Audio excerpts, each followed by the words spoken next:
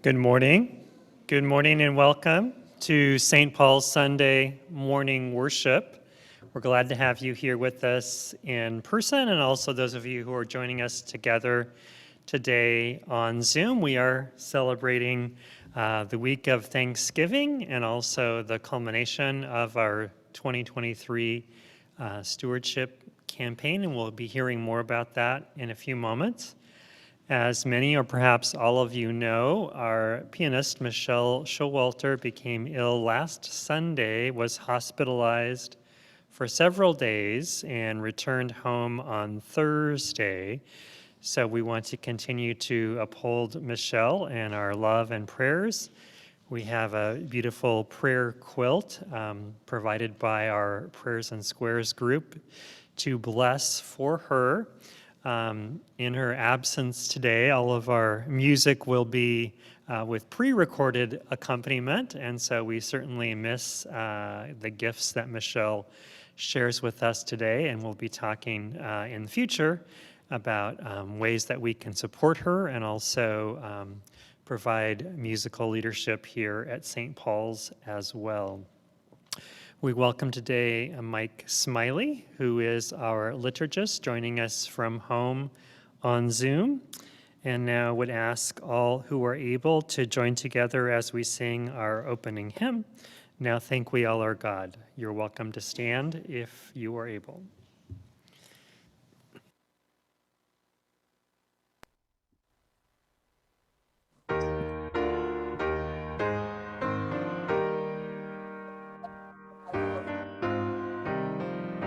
Puts us back up. Thank you. See where that is in the book? Is it right? Yes, it's on.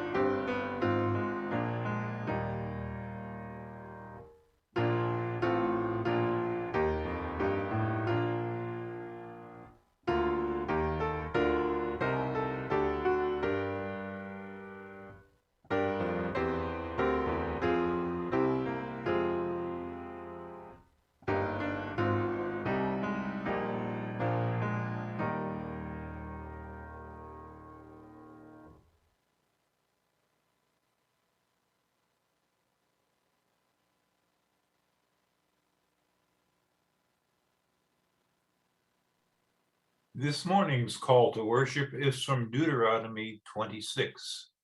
Please respond with the bold print. When you have come into the land that the Lord your God is giving you as an inheritance to possess, and you possess it and settle in it, you shall take some of the first of all the fruit of the land, which you harvest from your land that the Lord your God is giving you, and you shall put it in the basket and go to the place that the Lord your God will choose as a dwelling for his name.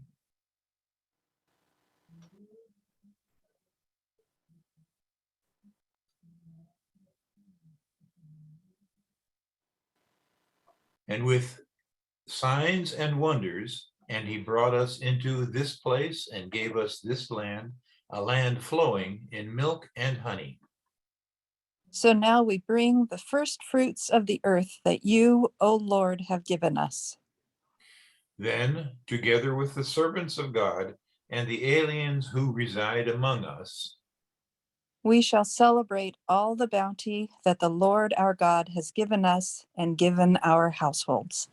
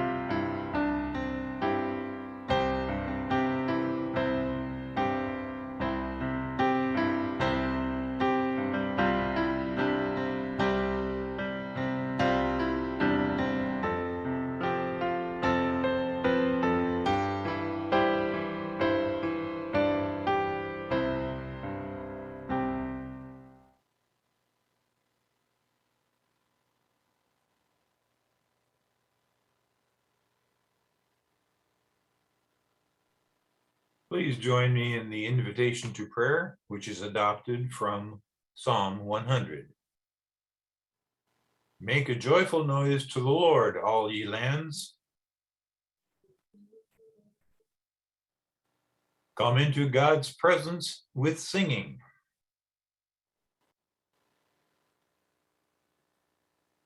Let us dwell in God's court with praise.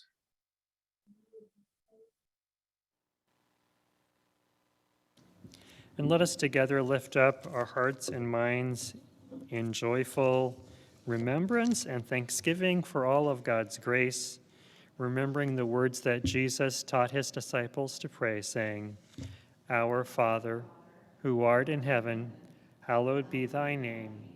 Thy kingdom come, thy will be done, on earth as it is in heaven.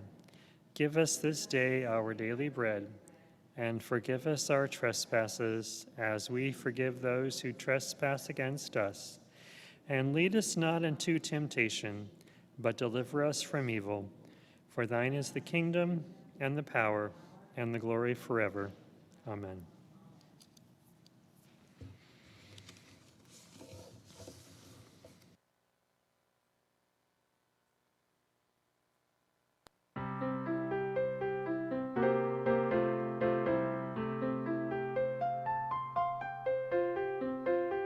Sowing in the morning, sow seeds of kindness. Sowing in the noontime and the new eve. Waiting for the harvest and the time of reaping. We shall come rejoicing, bringing in the sheaves. Bringing in the sheaves, bringing in the sheaves. We shall come rejoicing, bringing in the sheaves, bringing in the sheaves, bringing in the sheaves. We shall come rejoicing, bringing in the sheaves. Sowing in the sunshine, sowing in the shadows, fearing neither clouds nor winter's chilling breeze. But the harvest and the labor ended, we shall come rejoicing, bringing in the sheaves, bringing in the sheaves, bringing in the sheaves. We shall come rejoicing, bringing in the sheaves, bringing in the sheaves, bringing in the sheaves. We shall come rejoicing, bringing in the sheaves.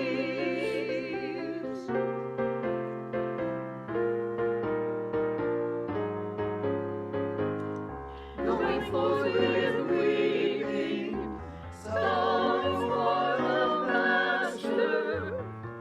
Though the prosperous thing, our spirit often grieves. When our weeping's over, He will bid us welcome. We shall come rejoicing, bringing in the sheaves, bringing in the sheaves, bringing in the sheaves.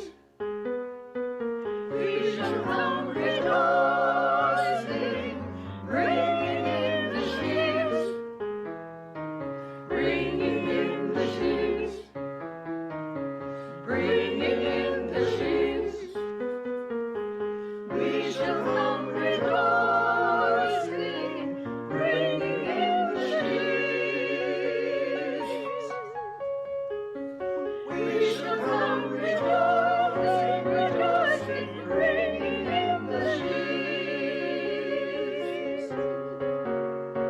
Bringing in the sheaves.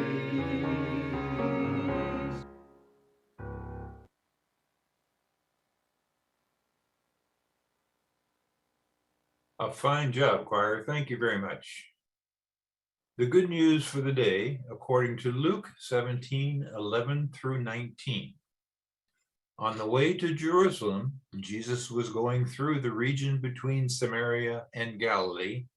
As he entered the village, 10 lepers approached him, keeping their distance. They called out, saying, "Jesus, Master, have mercy on us."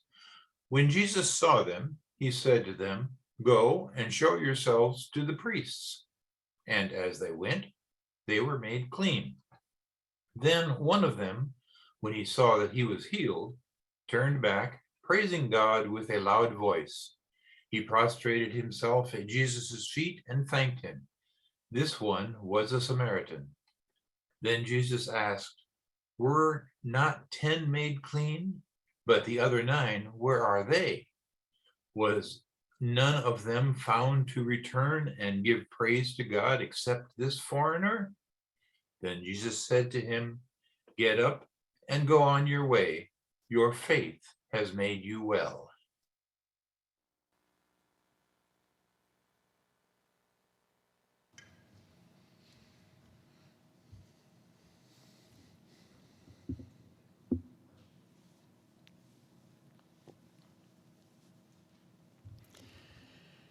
Francis of Assisi lived over 600 years ago, long before the Protestant Reformation, and as such is a saint not only for Catholics and for all Christians, but in fact, from many perspectives, a saint for all faiths. Francis grew up the son of a middle-class cloth merchant. He looked forward in his older teen years and young adulthood to becoming a great knight of the Christian Crusades. It was for him his way to fame and fortune, making the most of his privilege that his middle-class background afforded him. But unfortunately, along the way to becoming a great warrior, knight, hero, there was a battle between 2 Italian city-states, and in that battle, he was injured and taken prisoner and remained languishing in a dungeon until finally a ransom could be paid and his freedom was gained thanks to his father. Sometime after this experience, St. Francis, at that point just simply Francis of Assisi, came across a group of lepers, much like Jesus did in the story from Luke. And in that day, leprosy was perhaps something like HIV/AIDS or even COVID today, something to be avoided and to be shunned, something to be kept at distance, if at all possible.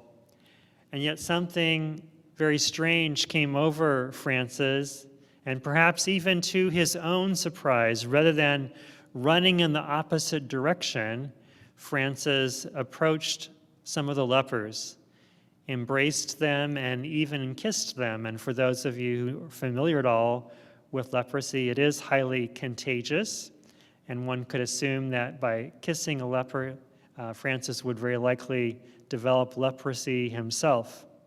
However, that's not what affected him. Rather, it was an opportunity to be converted in love by those in tremendous need. And it was that experience was one of those that transformed Francis' life. He subsequently gave up everything, including all of his power and privilege, and identified with the poorest of the poor, his brothers and sisters, even with all the creatures of creation. So to Jesus, again from the Gospel according to Luke, when he was walking on his way to Jerusalem, and he heard a group of lepers calling out to him, asking for healing, Jesus told them to go and show themselves to the priest, which was the proper thing to do to be cleansed and restored back to the faithful community of Judaism. And so the 10 lepers went to be restored from outsiders to be insiders once again. And of those 10, one happened to be a Samaritan. And for those of you who remember your biblical history, Samaritans were the hated half-caste, half-breed strangers in the midst of the faithful Jews. And it is remarkable that of the 10 who were healed, the only one who returned was the Samaritan. What is it that we can learn from Samaritans in Jesus' day, in Francis' day, and even in our own days? Who are the Samaritans or the lepers around us?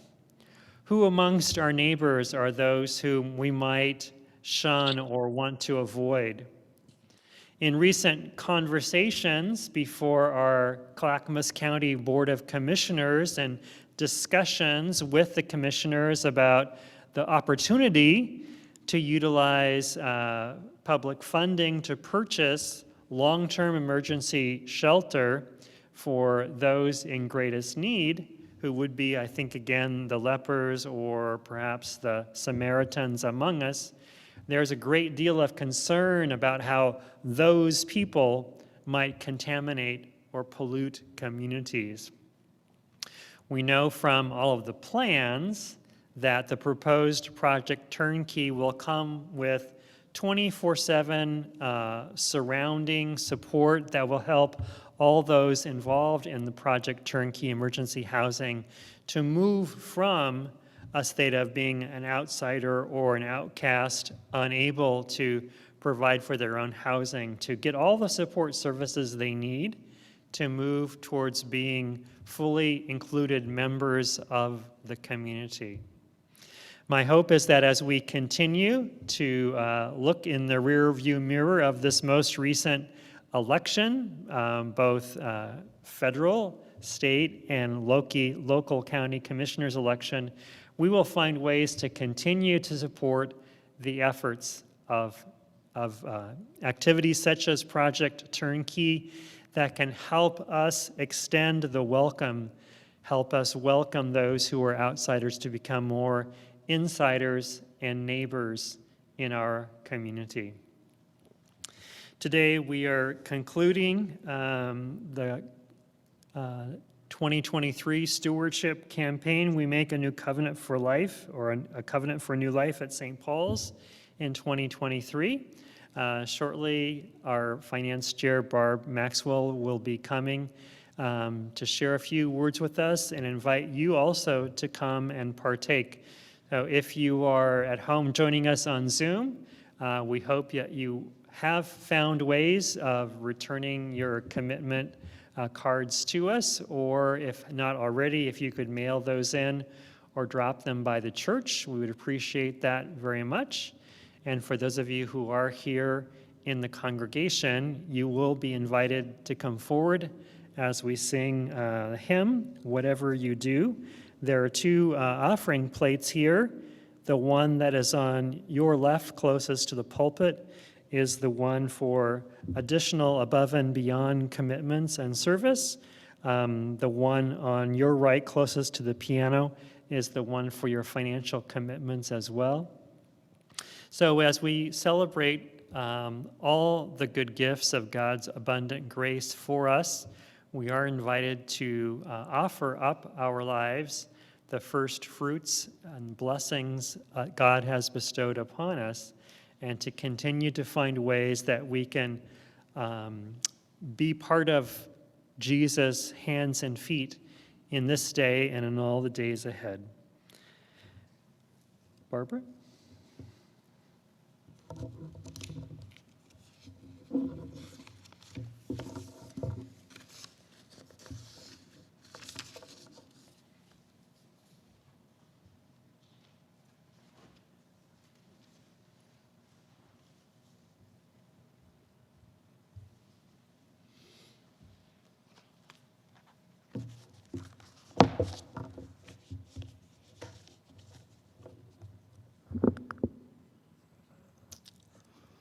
I want to thank you so very much for being willing to listen to our commitment series that we have presented to you as far as the stewardship of St. Paul's United Methodist Church.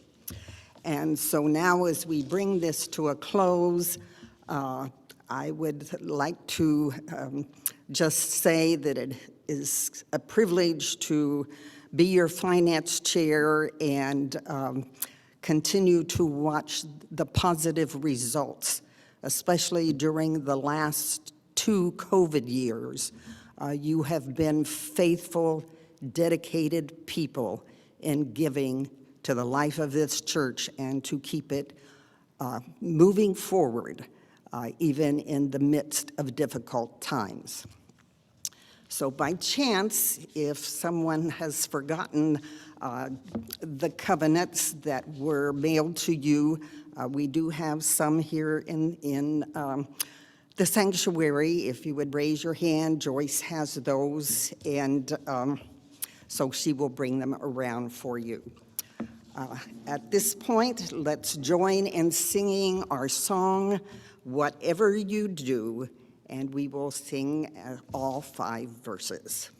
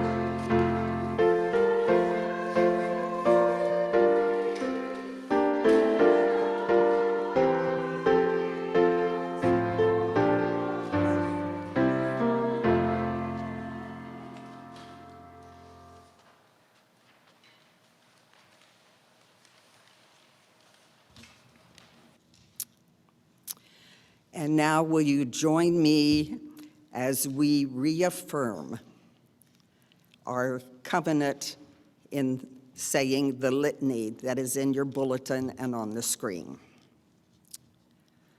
Those who are ready to reaffirm their covenant with God Please join in this prayer. Let me be your servant under your command. I will no longer be my own. I will give up myself to your will in all things. Lord, make me what you will. I put myself fully into your hands. Put me to doing, put me to suffering. Let me be employed for you or laid aside for you. Let me be full, let me be empty. Let me have all things, let me have nothing. I freely and with a willing heart give it all to your pleasure and disposal. Choose this day whom you will serve. We will serve the Lord, who is our God. Yield your hearts to the Lord, the God of our ancestors. We will serve and obey the Lord our God. O God, in your Son, Jesus Christ, you richly bless us with all that we need. Bread from the earth and the bread of heaven, which gives life to the world. Fill us with your abundant grace. Grant us grateful hearts to sing your praise in this world and the world to come. Amen. And a reminder to all that this afternoon at 3 p.m. we will be holding St. Paul's annual church conference, as it's called in the Methodist tradition, our annual business meeting, which includes election of officers and confirmation or affirmation of the pastor's compensation package for the coming year, 2023. Our Columbia District Superintendent, Tim Overton Harris, will be here in person to preside and lead us in our church conference. And much like we're doing worship now, you will have both the opportunity to be here in person, and probably the sanctuary will be a little bit warmer by 3 o'clock this afternoon. So you're welcome to come back at 3 p.m. to join in our church conference here in person, or also on Zoom. That Zoom link, hopefully you received that in your invitation to worship today. If you are interested and cannot find that link, please do call the church office and we'll do our very best to make sure that you have that. So again, opportunities for either in person or on Zoom at 3 p.m. Elizabeth Allen, our music director, technical wizard, and office administrator, is taking this coming week off, and the church office will be closed. We will try and forward the phone, so hopefully you will reach somebody if you do call during the week, but just to let you know, the office itself will be closed. Also, no choir this week, and hope you all have a wonderful, blessed Thanksgiving holiday. I believe our Monday and Friday groups will be meeting, and Prayers and Squares are meeting, I believe, as well. Let us together now stand and sing our closing hymn, Give Thanks.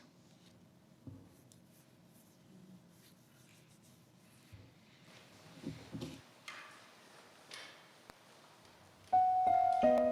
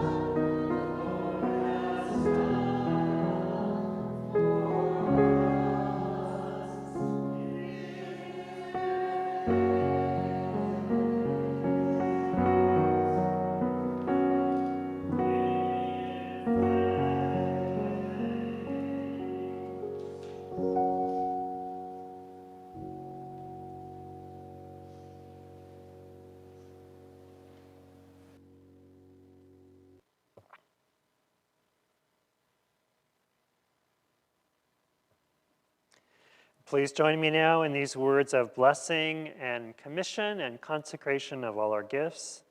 Generous God, you have blessed us abundantly. Grant us faith to be the people, blossoming with grace and mercy so that we may produce bountifully the first fruits of justice and compassion, which are pleasing in your sight, both now and forever. Amen.